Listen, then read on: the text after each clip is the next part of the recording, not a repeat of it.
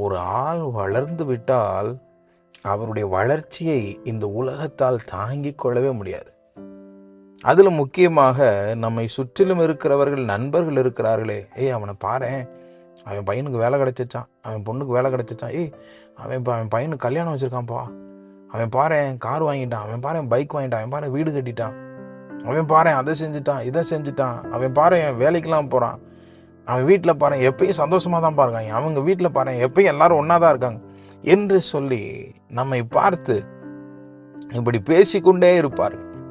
இதுக்கெல்லாம் காரணம் என்னவென்றால், நாம் நன்றாய் இருப்பதை பார்த்து தாங்க முடியாமல் வருகிற பொறாமை.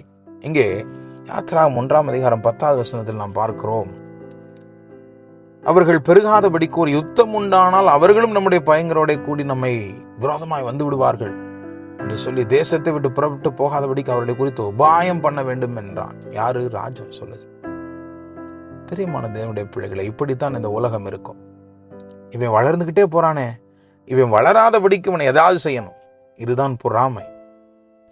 இந்த உலகம் நம்மை பொறாமையோடு கூட தான் பார்க்கிறது. ஏனென்றால் ஆண்டவர் ஆசீர்வதித்து வைத்திருக்கிறார். நான் எப்பொழுதுமே சொல்வதுண்டு, ஒருவர் உங்களை பார்த்து பொறாமைப்படுகிறார், ஆனால் சந்தோஷப்படுங்கள். ஏனென்றால் மற்றவர்கள் பொறாமைப்படத்தக்க ரீதியிலே ஆண்டவர் உங்களை ஆசீர்வதித்திருக்கிறார். ஆகவே பொறாமையின் ஆவி நமக்குள்ள வந்துடக்கூடாது. ஆனால் நம்ம மேல மற்றவர்களுக்கு வருகிற அந்த ஆவியை குறித்து நாம் பயப்படக்கூடாது. சந்தோஷப்படுங்க. ஆண்டவர் அந்த அளவில் நம்மை ஆசீர்வதித்திருக்கிறார்.